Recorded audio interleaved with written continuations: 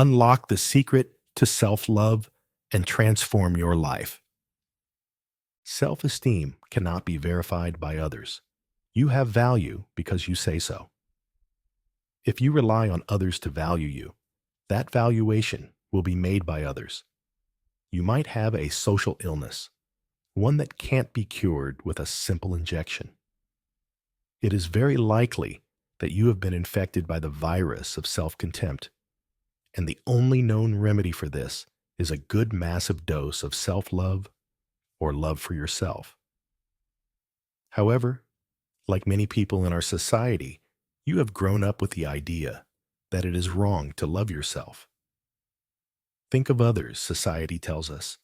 Love your neighbor, the church preaches. What nobody seems to remember is love yourself. And yet, it is precisely what you will have to learn to achieve your happiness in the present moment.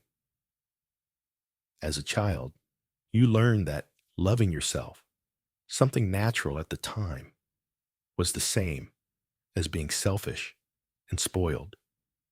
You learned to think of others before yourself, to give them greater importance because that way you showed you were a good person.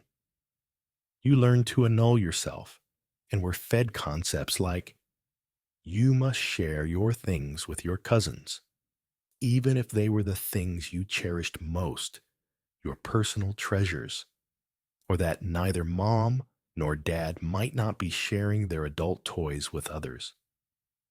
You might have often been told that children should be silent when adults are talking and that you should know your place.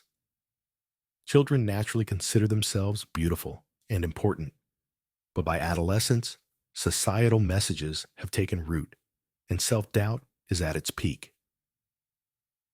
As the years go by, this feeling is constantly reinforced. After all, you shouldn't go around loving yourself. What will others think of you? The hints are subtle, and the intent behind them is not bad, but they manage to keep the individual in check, starting with parents and family, continuing with school and friends. The child learns these charming social manners that are the hallmark of the adult world. Children never act like this among themselves unless it is to please the grown-ups.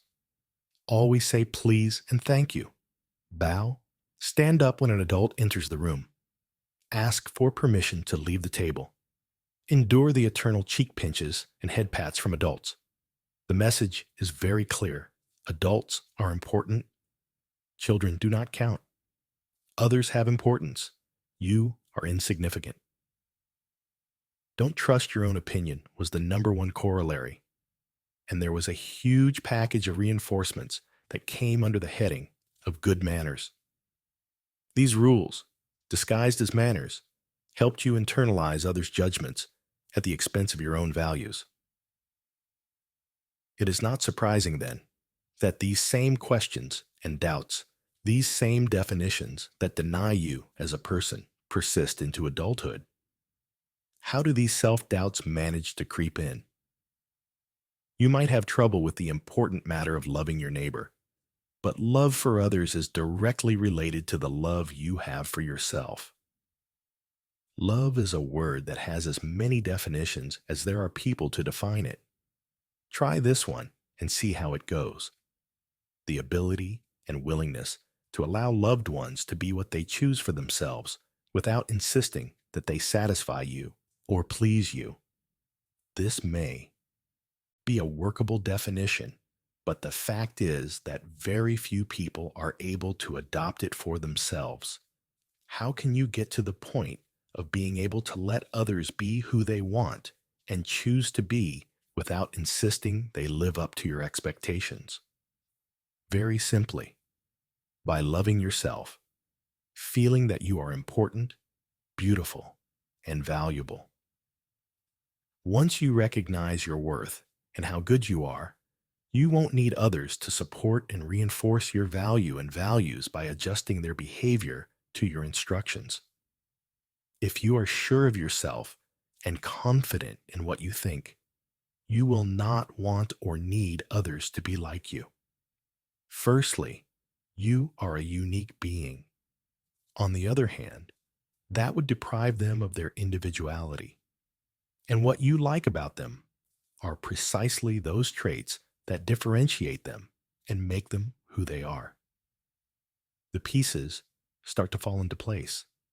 You manage to love yourself, and suddenly you are able to love others and do things for others by being able to give and do things for yourself first and foremost. This way, you won't need tricks to love and give. You won't do it because you expect repayment or gratitude, but for the genuine pleasure you feel in being generous and loving. If your being is worth nothing or is not loved by you, then it is impossible to give. How can you give love if you are worth nothing? What value would your love have? And if you cannot give love, you cannot receive it either. After all, what value can the love given to a person who is worth nothing have? Being in love, being able to give and receive, all these things start with a being who is capable of totally loving themselves. Take, for example, the case of Noah, a mature man who claimed to tenderly love his wife and children. To show his affection, he bought them expensive gifts, but he choked every time he tried to say, "I love you." In Noah's mind, the words "I love you" left him exposed. If he said, "I love you," someone had to answer, "I love you too." Noah's declaration of love had to be met with an affirmation of his own self-worth. Saying those words involved too great a risk for Noah because they might go unanswered, and then all his value would be in doubt. If, on the other hand, Noah could start with the premise that he was loved or wanted, he would have no difficulty saying, "I love you" or "I care for you." And if he was not met with the desired "I love you too," he would see that this had nothing to do with his own self-worth, since it was intact even before he began to speak. If his love was reciprocated, that was the other person's issue. He might desire the other person's love, but it would not be indispensable for his self-worth. You can challenge all your feelings according to your ability to love yourself. Always remember that under no circumstances and at no time is it healthier to hate yourself than to love yourself.